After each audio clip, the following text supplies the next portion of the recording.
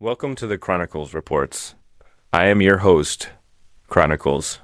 Today, we are conducting a masterclass in contemporary history and geopolitical analysis as we examine a pivotal moment of the 21st century, the strategic isolation of the Islamic Republic of Iran. On February 28, 2026, the landscape of the Middle East shifted violently when targeted bombardments decapitated the Iranian leadership, including Supreme Leader Ayatollah Ali Khamenei and top military commanders. However, the most striking aspect of this historical event was not merely the precision of the strikes, but the resounding silence and, in some cases, the quiet satisfaction of Iran's neighbors.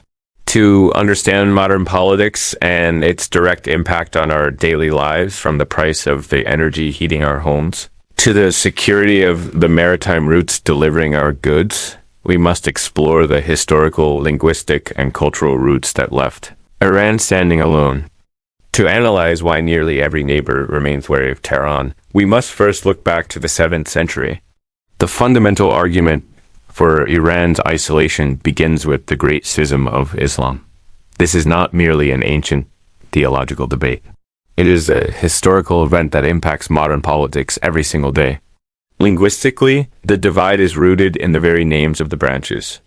The term Sunni derives from Sunnah, meaning tradition or a custom, which emphasizes leadership by elected caliphs.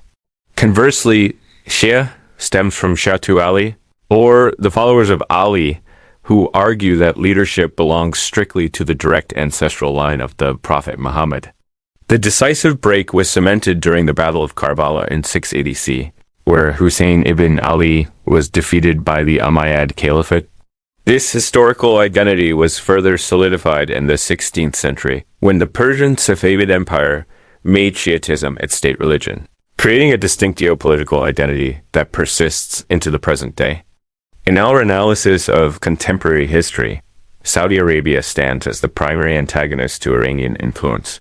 The argument for their rivalry is both theological and strategic, forming what is often called the Cold War of the Middle East. The theological argument, Saudi Arabia, as the birthplace of Islam, views itself as the spiritual powerhouse of the Sunni world. When Iran's 1979 revolution sought to export a competing revolutionary Shia ideology, Saudi leadership perceived this as a direct threat to their domestic stability, particularly regarding the Shia communities along the oil-rich Persian Gulf. This strategic argument, both powers vie for regional dominance through proxy wars in nations like Yemen, Syria, and Lebanon. This rivalry has a massive impact on our daily lives through the Strait of Hormuz. As a primary choke point for a large share of global oil, any friction between Riyadh and Tehran threatens the entire global economy. This explains why, during the crisis of 2026, Saudi Arabia's support for Iran was effectively a big fat zero. Moving north, we find Turkey, a nation that illustrates the complexity of competitive coexistence. While Turkey and Iran maintain diplomatic lines and trade, they remain fundamentally at odds over the Turkic world and the conflict in Syria. The linguistic and cultural roots here are vital to our analysis. Iran is home to over 20 million Turkic-speaking citizens, yet it has never been invited to join the Organization of Turkic States. Turkey views itself as a protector of ethnic Turkmens in Iraq and a leader of Sunni regional power, directly competing with Iran's axis of resistance. This competition is not just about maps. It is a battle over whose political model will define the future of the Levant. Perhaps the most fascinating analysis lies in Azerbaijan. Despite being one of only 4 Shia majority countries in the world, its relationship with Iran is frosty at best. Why does a brother in faith side with the enemy? Nationalism over religion. Azerbaijan is a secular, nationalist, Turkic-speaking state. Strategic alignment. Baku has formed a deep security partnership with Israel-Iran as primary adversary to secure advanced weaponry. Ethnic fears. Tehran remains deeply suspicious of its own massive Azeri population, which briefly seceded in the 1940s. This illustrates a key argument in modern geopolitics. National identity and security interests often override religious commonality. Even where friendship exists, it is measured by cold pragmatism.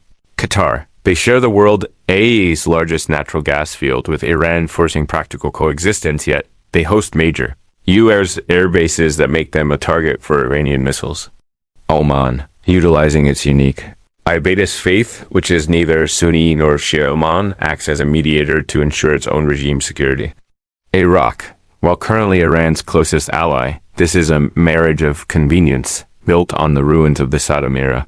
Iraqi nationalism remains a potent force, and many Iraqis resent the capture of their state by an outside power. The story of Iran's isolation is a testament to the power of historical legacy over modern diplomacy. When the bombardment began in February 2026, the lack of regional support was the direct result of centuries of sectarian divide, decades of proxy warfare, and the persistent fear of Iranian clerical influence. For us, the viewers of the Chronicles reports, this history teaches us that politics is never just about the present moment.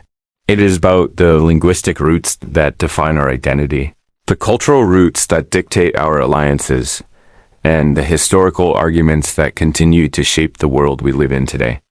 Iran found itself without friends because it prioritized resistance over regional integration, leaving it encircled by neighbors who viewed its leadership not as a partner, but as a threat to be managed or removed.